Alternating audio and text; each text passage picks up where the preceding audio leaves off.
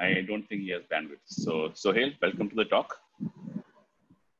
Hi, Nick. And it's good to have you. Same And here. good to know about bringing the birds back. So, Sohail, over to you. Good afternoon, everybody.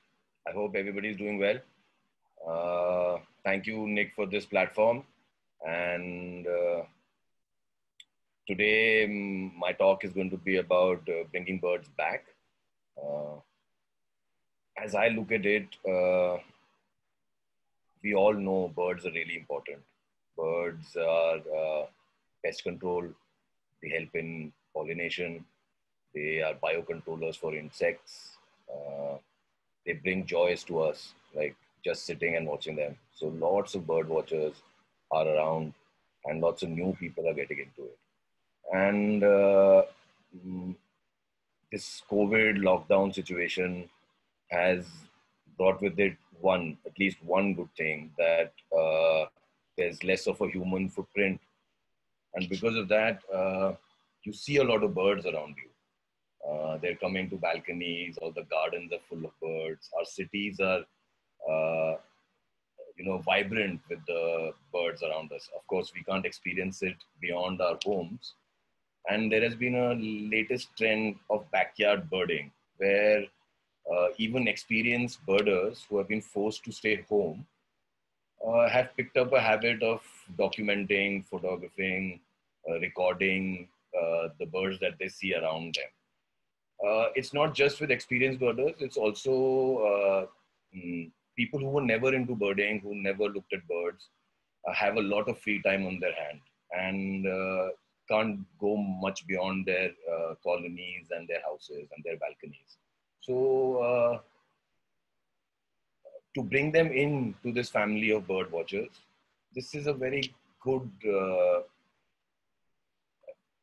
way to understand what habitat modifications can be made, or uh, what sort of small changes or articles can be put in your garden, your balcony, your yards, to help the bird population, as well as aid in bird conservation. So bringing birds back is essentially our way of informing people that small little things that they do will go a long way in helping birds get their food, get water requirements, as well as nesting habitats, right? So before starting off, I would like to bring out three facts. To know how to bring birds back to your garden, your balcony, your terraces is very, very easy. And the three things that you need to know are what are birds and why these birds would come to you. That is food, water, plus nesting habitat, or for a nest box you provide, right? So this is essentially why they will come to your uh, backyard bird gardens. And so moving on with what are birds? Birds are essentially beings with feathers, and that's what distinguishes them from other living beings, right? They also have wings, they have two legs, they have ear holes instead of ears, right? And to even draw a cartoon or an animated bird, you need to put in these figures, otherwise it won't be recognizable as a bird. So things to remember: birds have feathers and wings, two legs, ear holes, right?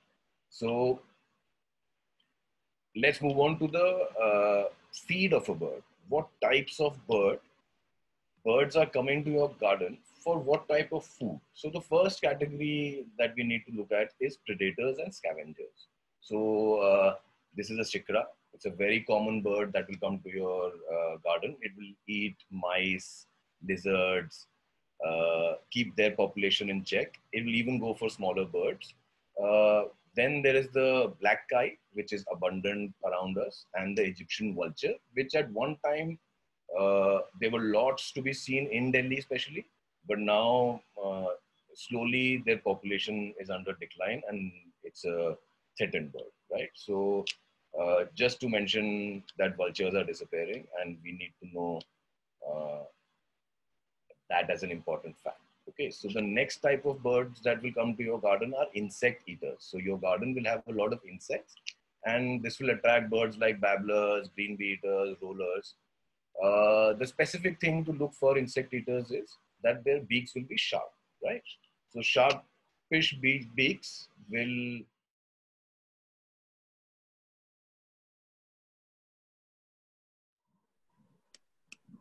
So I will run through, we didn't cover much. So I'll run through a few basic things. So bringing birds back to your garden, home, terrace, balcony is very, very easy. For that, we need to understand what a bird is, what type of food requirements does it have, and what type of nesting requirements does it have. Okay, so this webinar is going to cover all of those things, plus what you can, simple steps that you can take uh, to do the same, to help bird population, to help bird conservation, stuff like that, right? So this is easy. Birds have feathers and wings. So the most distinguishing character of a bird from any other being is its feathers, right? And like a bat would have wings, but it's not a bird because it does not have feathers, right? So that's how you can make out birds from other animals. We went through different types of feeders in the sense what are the different types of birds coming to your garden which are feeding on different food stuff. This is very essential to understand. The first ones are predators and scavengers. Shikra is a very common predator that will come to your garden. Black kite and Egyptian vultures. Though not seen too many, not seen that you can't see too many of Egyptian vultures, there's been a drastic decline in their population and they're threatened now. Okay, the next category is insect eaters, which is the babblers, the green bee eaters, the rollers. These are birds with pointy beaks, and they're looking for insects in your garden. The next one is a nectar-loving bird called purple sunbird. Very fond of flowers in our ornamental trees, the flowers in our garden. They're very fond of that. So Calendra, Himalaya, Tecoma. The next one are fruit-eating birds. These birds you can see on people's pilkhans, shaitut at their fruiting time, right? They're not exclusively, not all of these birds are exclusively fruit eaters, but when the tree is fruiting, it's a large part of their diet. So look for fruiting trees around you to identify these birds. The next category of birds is nut and seed eating bird. These are your sparrows, your pigeons, your silverbills, and they again don't exclusively, like sparrows don't exclusively feed on seeds when they are parenting or bringing up their chicks. They prefer protein rich caterpillars and worms. The last category of birds that we covered was omnivore birds. They are generalist species which will go for both meat and fruit, and highly adapted to urban areas like crows and bank miners and common miners. They're highly adapted, quite aggressive, not uh, not bothered by human presence. So this is also a category of birds you'll see a lot in your garden. The next thing we covered was nesting. And naturally, your garden will attract, if it's made in the right way, it will attract birds to the site. So this is a tailor bird's nest where we can see two leaves of this money plant that have been stitched together to make a nest. This is from my balcony. Sunbirds also do something similar. They don't stitch, they make a hanging nest, which is from 2 feet to 6 feet on above the ground. And it doesn't need too much of a support. They'll do it on a creeper, they'll do it on a bamboo stick. They'll do it quite easily. It just needs to be hanging and needs to have food and water close by. Some old trees to look for are neem trees, shaitut trees, gulmohar trees. In these trees, woodpeckers, barbets, spotted owlets will make their nest. Okay, then we have this quiz. Uh, now that we understand what birds need to come, let us begin what we even more. Okay, so this is what we call uh, anatomy of a bird-friendly garden.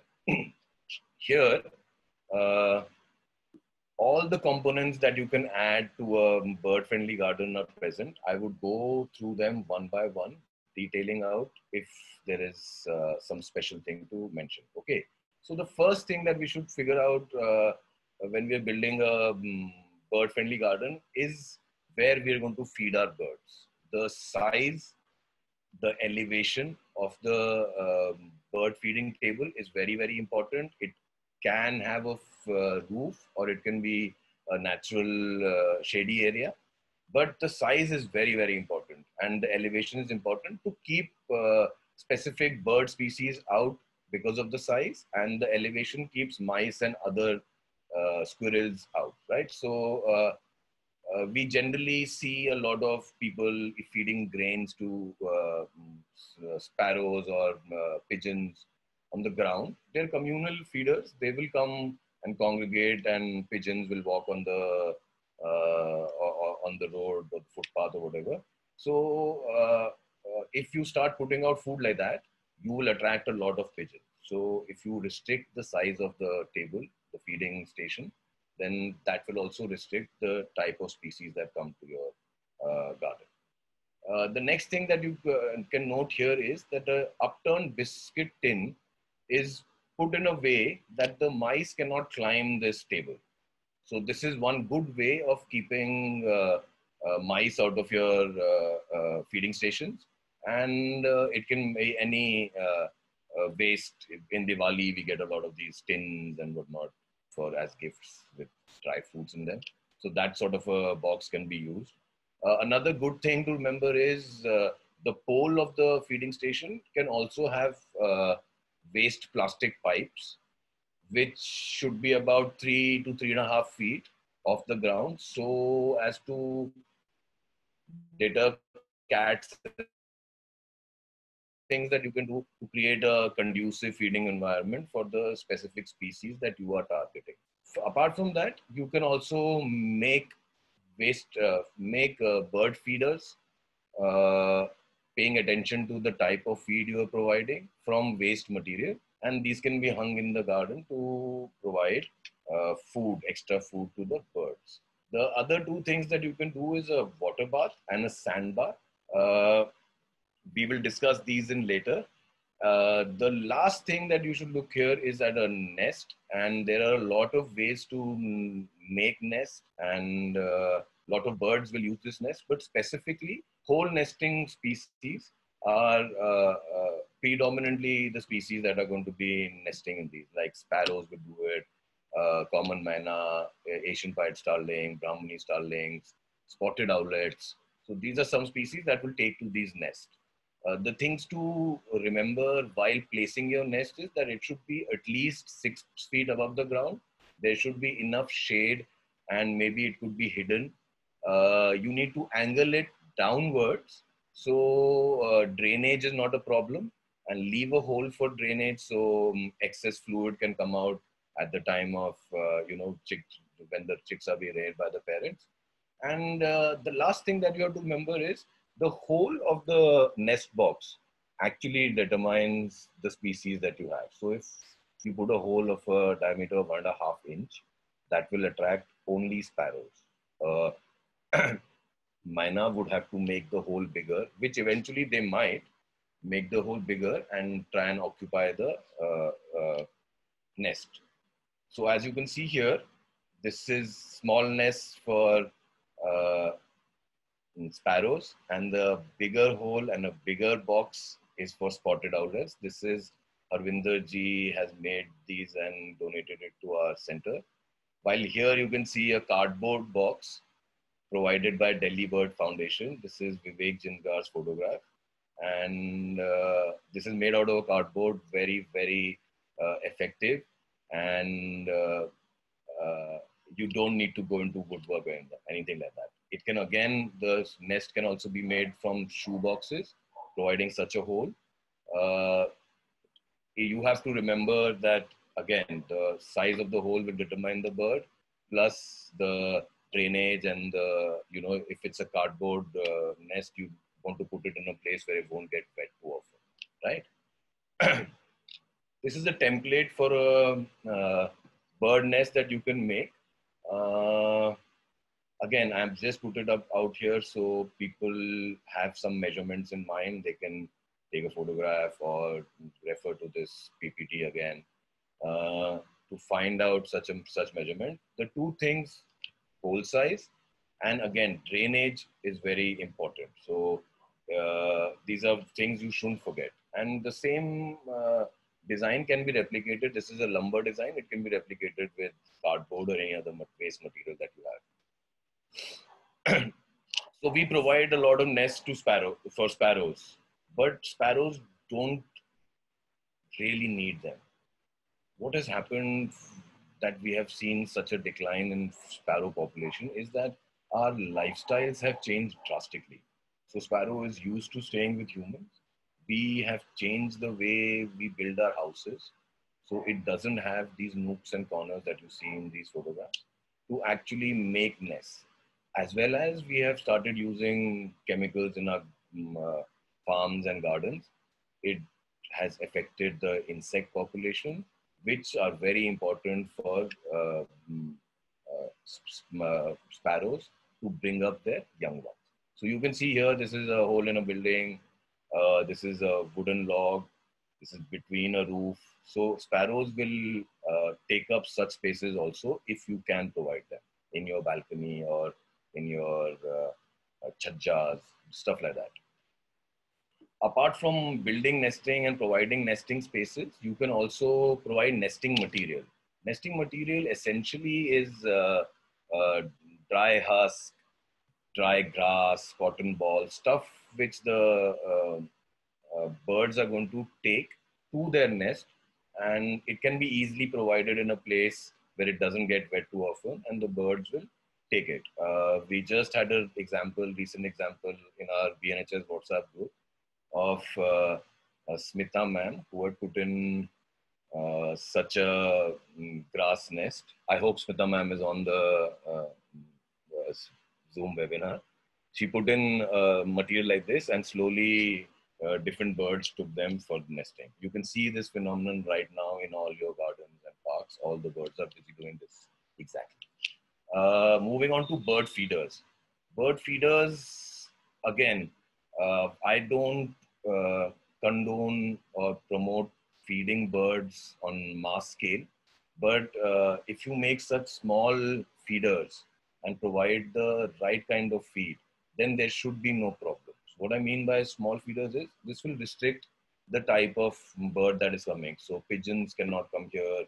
If you make platforms like that, the pigeon won't be able to come here. So it will use target specific birds from the kind of bird feeder you're making. So hanging ones with these grains are for seed eating ones.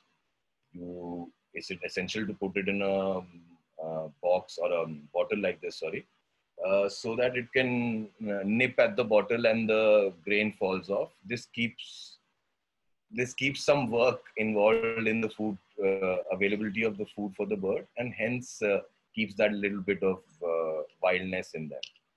Platforms like these will be used by omnivores, and of course squirrels are ubiquitous. You will have a very hard time fighting squirrels coming to your feeding areas. Things to remember, like I said, kind of food offered and the placement of these size and placement of these feeders.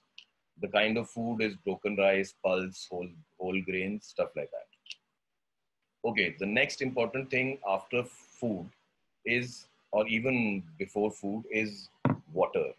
We always have this question of how much water would a bird need, and at what time do we need? So what time would the bird need the water? Like we feel that summers are coming. Of course, summers are coming. We should have water feeders out there. Birds need them every day, almost, right? But that is not to say that the birds don't need water around the year. Birds have bird baths in dead of winter in Delhi too. And this is a small video clip I would like to share with you guys, where the robin is has found this puddle after brief spell of rains on this rock, and even after the rain it needs to have a bath, right? So this is it,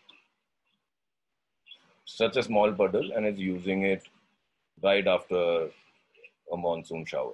So birds need water and need it all the time in the year. For water requirements, I would always suggest making a pond, a natural pond, which will not just give a lot of water for drinking and bathing for the birds. It will also create a micro habitat where insects like dragonflies will, breed, and these dragonflies will mm, feed on the mosquito larvae and the adult mosquitoes, and it will help our environment, our health issues concerning malaria and dengue. So it's a very good microhabitat to create in any space that you have. Delhi, a long time ago, even my school had a pond, but it is a vanishing thing, and most ponds have been filled in. So I think there is a need to start out with making some ponds also.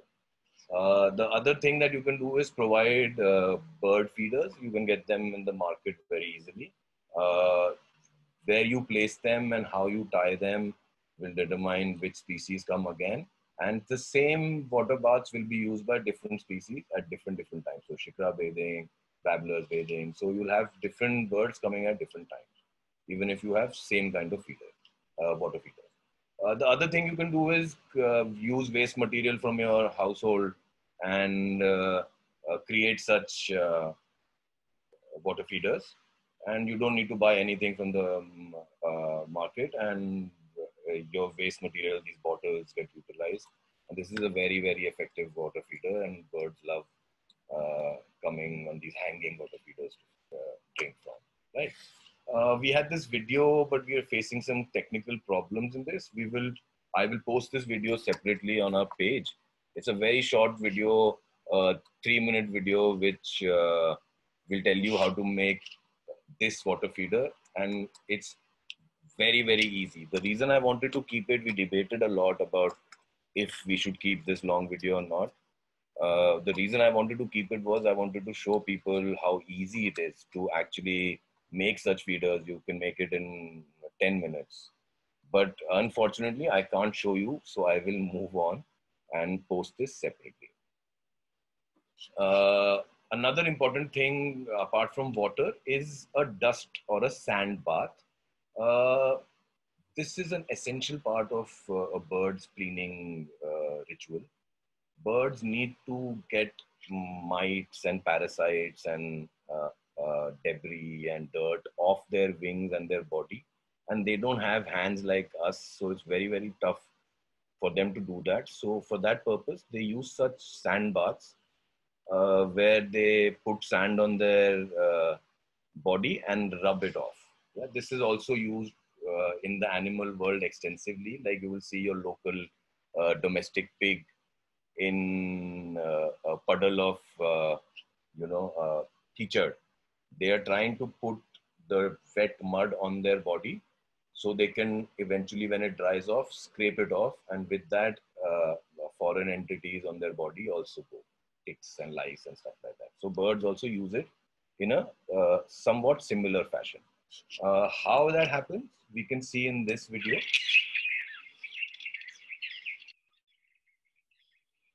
These birds are communally having a sandbath. They're digging a small hole, and over that, in that hole, they're putting sand on their bodies to try and get the mites off. So this is also a very essential part of your bird-friendly garden, and keeping a small sand bath will take care of this requirement, right? Now we have moved on from nest boxes, water feeders, and bird feeders. We can also look into planting for birds. What sort of plants do we actually bring into our terraces, our backyards, our balconies, our colony parks that will help birds, right? So one of the most important and essential things that I always recommend is having a wild patch. What I mean by this is you leave some area of your garden or leave 3-4 pots in your garden to grow as wild as nature intends it to be. This is highly beneficial for the insect population in your garden, as well as it gives birds hiding places and roosting places, right? So having such wild patches is very, very important. The next thing that I already discussed is having these nectar-rich plants like Calendra, Hemilia, Ticoma in your garden will attract sunbirds. The other, I know fruiting trees, not everybody can have in their gardens, but if you do get an opportunity to plant some trees around your house, these are the species that you should be looking for: Jedi, Pilkan, Gular, Peepal, Shetut, Semal. These uh, trees are really, really appreciated by birds, and birds swarm it in fruiting season, right? Another important thing to keep in mind is planting grasses, right? So these are two example of grasses here, Typha and Saccharum grasses. Grasses, again, are not just important for the seed that they provide, they're also very, very important for creating a micro habitat, which can be used for the birds for getting nesting material, as well as in itself a nesting habitat. Tuprinias and lots of other birds would use such habitats in their daily lives, right? Another important thing that you can add in your garden is creepers like money plant and madhumalti, plants like bougainvillea. This, as we saw, tailor birds make nests in such money plant creepers. Madhumalti and bougainvillea provide hiding and nesting places for birds, as well as they look beautiful too. That was for planting for birds. But if you plant for birds, apart from the wild patch, you're not concentrating on insects. But we want to attract insect-eating birds to our garden. So one of the easiest ways is to have an old wooden log kept there and let it be to nature, where insects will come and make homes in this wooden log, and that will attract the birds to your garden. Plus, you can do something what we call insect hotel or a bug hotel. This is essentially a box with the front and the back end open. And I put stuff that doesn't go in my compost pit into these boxes and try and put varied stuff like logs, broken pots, grass, leaf, and this will also provide a micro habitat for insects to breed and stay, even reptiles. And uh, this it will essentially make your insect loving birds come to your garden quite often, right? Now that we understand what all we can do for the birds to bring them back to our garden, it is essential to remember that our interaction, we want to record the birds, we want to photograph them, we want to work for bird conservation. But the most important thing to realize is that we want to make a relationship with our garden as well as with the birds visiting there. You have to interact with them, have to observe, have to imbibe, sympathize, empathize, and start to like and love these birds to actually start doing something on a broader context for bird conservation. So the two ways that you will interact in the beginning with your birds is by your two senses, one being the ear and second being visual, right? So for the ear, birds call, some of them are very melodious, some of them are not so melodious. So understanding which bird call is for which bird species will make you uh, will open a new world of interaction with these birds. This bird song is very, very interesting. Bird songs and bird calls differ. Their courtship calls differ. So it's a very, very interesting field to get into, as well as a surreal experience when you go to a forest or you're in your balcony and you cannot see the bird, but you know exactly what bird it is and what it's doing because of your past experience of noticing that bird. So uh, let me stop here for a bird call quiz where I'm going to play a call. You guys listen to it, and if you can recognize the call, please type your answers in the chat box. All right. So starting out with the first one, here goes. So if you know which one, please do type. Karthik says crow.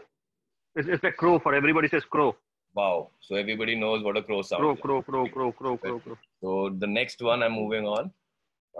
Sorry.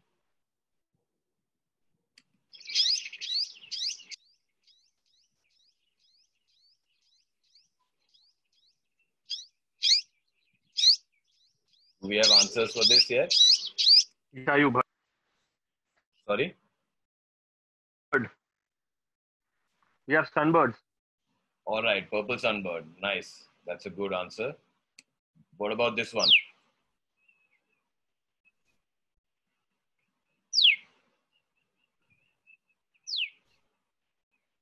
Robin, sparrow, robin, Indian robin, tailor bird. Tailor bird is the right answer.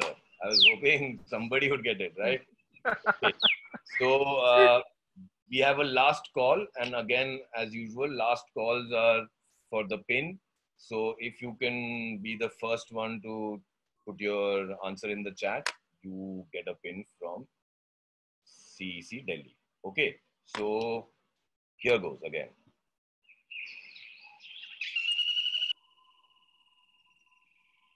Shikra, kingfisher, Kyle, kingfisher, hornbill, woodpecker, flameback, Flameback is the right answer. All right. green beater. Whoever got Flameback first, please put in your email ID. We'll send you a pin. Right? So we have covered one of those senses that we need to activate to get to start an interaction with these birds, our urban birds, our garden birds, birds of our balcony. Before we move on to the second sense of visual cues, I would like to bring out some common backyard birding mistakes that people often make. Okay. The first one is not cleaning your feeders and water baths regularly. We know in the times of COVID and social distancing how diseases can be spread, and birds are quite susceptible to such diseases spreading. So if you're making a feeder and a water bath where birds are going to come and feed on it, lots of different birds are going to come. So you need to restrict the spread of such diseases, and cleaning regularly is cleaning your water baths and your feeders, changing out the food is a very, very good thing to do. Essential thing to do. The second mistake is using chemical poisons like insecticides and pesticides in your garden. I have already dwelled on it. It is essential that you leave your garden to be as organic as it can be. Putting such poisons and insecticides will drastically affect the insect population as well as affect the birds through bioaccumulation of these hazardous material in their body, and it will have long-term effect of the health on the health of the bird. The other feeding mistake that people do is feeding other backyard birding mistake that people do is they feed bread as well as artificial salted, flavored, and processed food. This is something we have to avoid at all cost. If you go to the bird hospital in behind Red Fort in Delhi, you will see a lot of pigeons with their head upturned like this because of the kind of food that they have been eating on, and something has happened. Even the doctors don't know there what is that thing. Something has happened that their neck is permanently like that, and have a very, very hard life. So if you are going out and making feeders, providing food for the birds, it is essential to remember no bread, no artificially salted, flavored, and processed food. Usually, all our peanuts and stuff like that have salt on them or some masala on them. That is a strict no-no. Okay. Moving on to our visual cues. What are the things that you can observe in your backyard garden or your balcony? What are the behaviors a bird will exhibit? And just briefly, we can go through them, and it will help you understand that birds are like us. They have different behaviors, different moods, different time of the year they behave differently, and it's quite fascinating to try and understand this. So the first thing that you'll see is aggression. Birds are territorial, and even you can see a cute little coppersmith barbet here, which everybody might think that is so peaceful and will not do anything, but they get into fierce fights in their courtship and forming territory, finding a mate. It's an intense competition, right? Here you can see, this is a video of mynas fighting on the roadside. I saw just this scene today in my garden, where 2 mynas were fighting, not 4 like this, 2 mynas were fighting at this. And they are oblivious to the cars that are coming and highly adapted to the roadside. So this is the sort of behavior, one sort of behavior that you can see. The other is adapting behavior. What I mean by adapting behavior is because birds are living in cities, sharing our space, urban space. They have also adapted to understand materials that are completely man-made. So here you can see somebody has wrapped up garbage in or food in a plastic bag and left it and did not put it in the garbage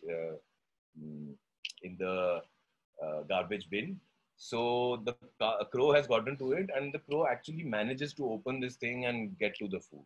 Same you can see here, common mynas have over time realized that maybe plastic is waterproof material or some novel material that they can use in their nests. So this is also something you will observe more and more, that these birds are using man-made material. Here, the white-eye and the crow are trying to drink from taps, right?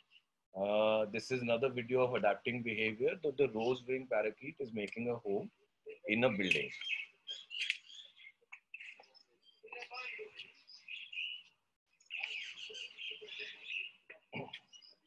So it's gone in, and this is what eventually it will make a home in, right? So these are some type of adapting behaviors that you can observe in your garden.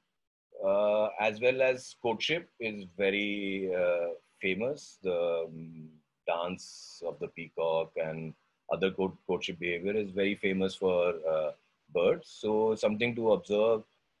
Courtship also involves territorial fights. It's an elaborate process and one of the most fascinating behaviors to see in all animal kingdom, I would say.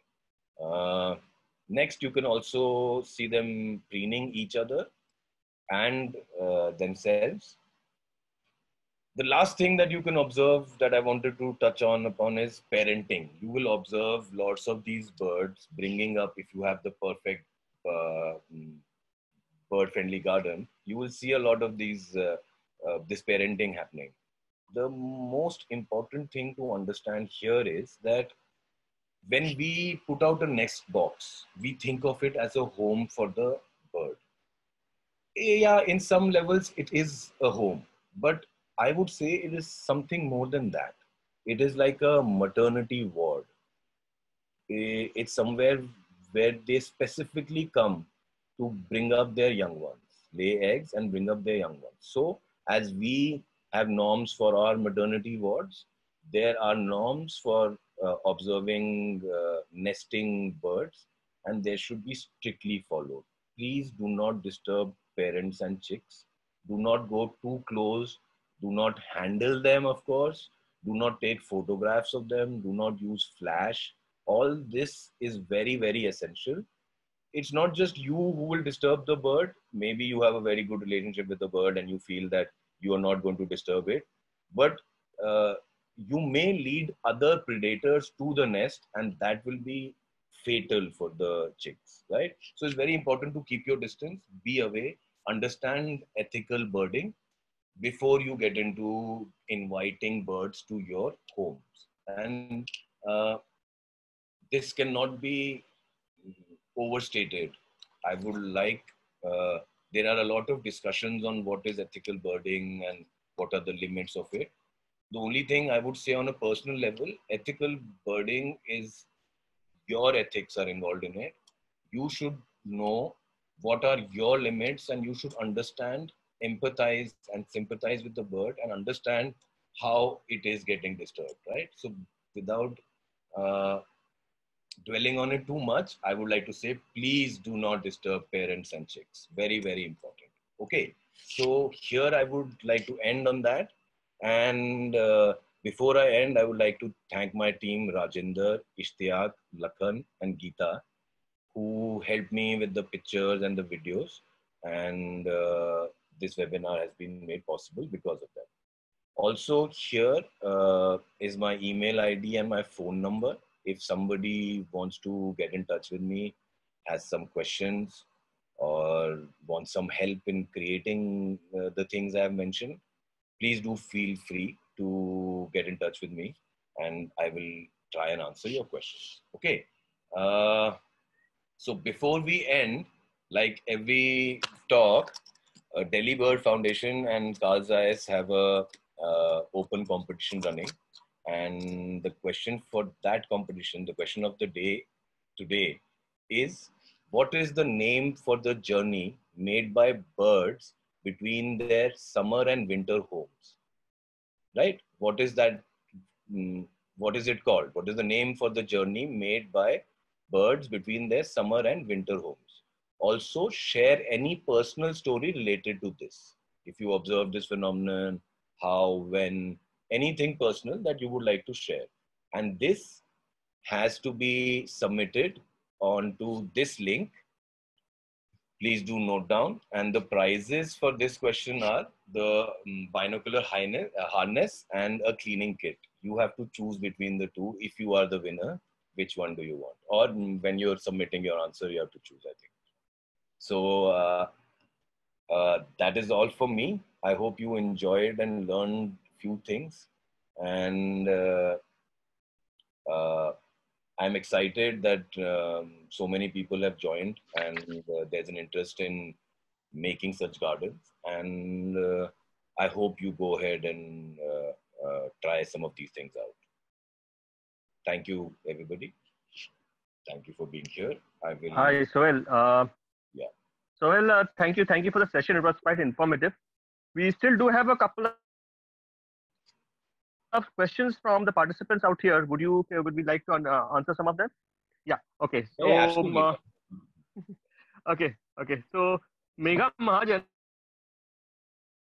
she has a very pertinent question. She says that these days everybody lives in apartments, mostly high rises. They have a small spaces, a veranda, small terrace, or something like that. How to create a bird-friendly space out there in a small place? So all of these things that I have mentioned can be done in a small space also. So if you have like 6 plants to pick, go for one grass species, go for one creeper, you can do specific planting even in 6 spots, right? Apart from that, you can make small bird feeding stations, which I did mention that smaller the better. Make those in a way that you have restrictions for cats and squirrels to come. Even if you don't have plants and you provide a nest box, even if it's on the 3rd floor, 4th floor, the birds will come. High rises, in my personal experience, I think the highest I've seen sparrow nesting is on the 15th floor. Nothing higher than that. So yeah, there is some certain disadvantage as you go higher. But do try it out and tell me if it was successful or not. Any other question? Yeah. Okay, Smita Tripathi asks that these days there are so many pigeons in urban atmosphere. They cause a lot of diseases, and a lot of people feed them, and they're all over the place making nests and here, there, and everywhere. So how do you control pigeons? They are birds. Pigeons will also come in. Yeah, so yes, you're right. If you provide food, pigeons would also come. So one thing to do is not provide food, right? Don't make the bird feeders. But if you do make bird feeders, there are specific things like size of the bird feeding station, or you make it hanging in a very small feeder. Pigeons will not be able to manage to eat that. Pigeons need flat ground and lots of food because they can walk to their food, and that's what they like doing, jumping amongst each other. They are communal eaters, safety in numbers. So you can do a few things to restrict pigeons from coming to your gardens. But I don't know how to control pigeons in our urban environment. It is something that Urban uh, atmosphere. is an urgent need to address, but I don't have the answers to how you can control that. But in your bird friendly Okay. garden, in your balcony, of course you can control it. Like I don't get any pigeons in my balcony.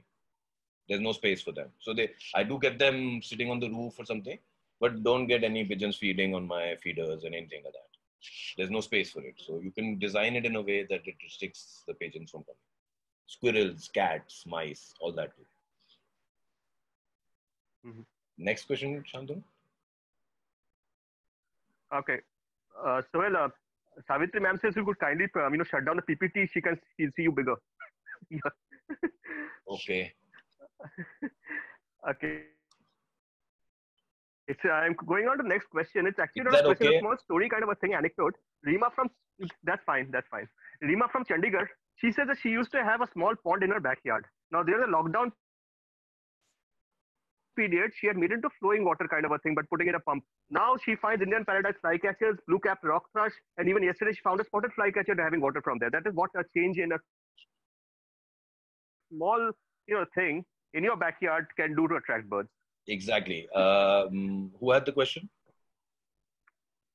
That was Rima from Chandigarh. Rima, that is a very nice point. I, in fact, missed this point in my PPT. I forgot to mention it. Any water source, if it's running, will attract more birds. Definitely.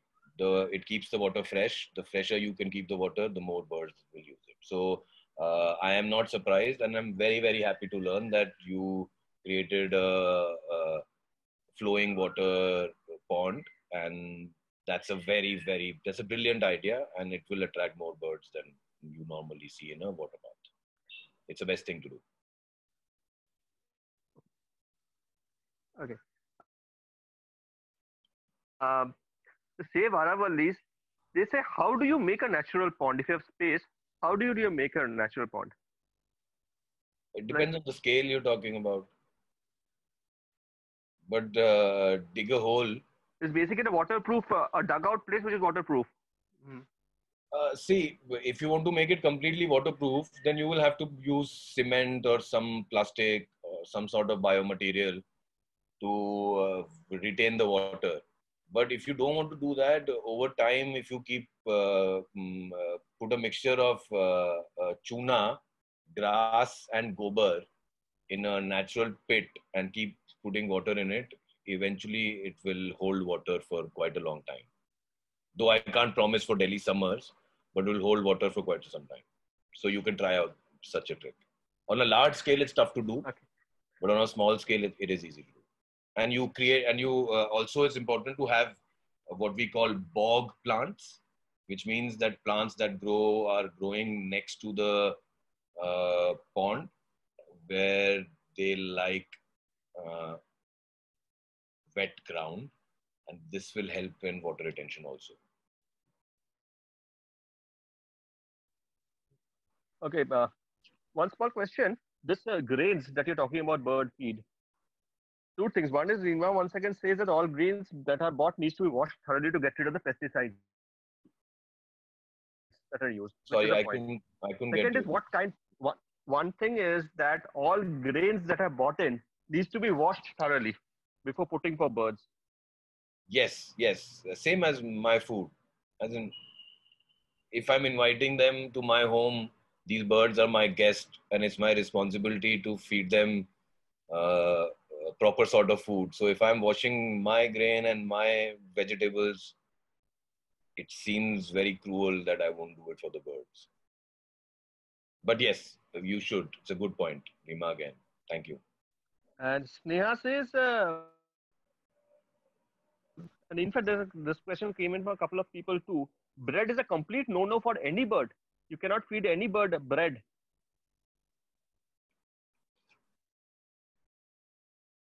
You you can feed anything to any creature. The more cruel you are, so elephants dance, right? I've seen elephants play cricket. So eventually, if you're cruel enough, a wild bird or an animal will do anything you want it to do. So yeah, birds. Lots of people feed bread to birds, but yeah, no, you shouldn't feed it to anybody.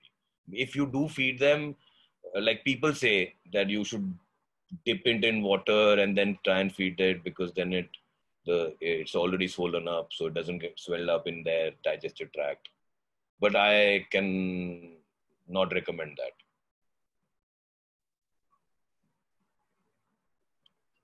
Okay. Does that answer your question? One question. Okay, one small thing. I do not know whether it's the scope of this program or not. M. Srivak wants to know that if we have a big water reservoir, how can you create artificial islands?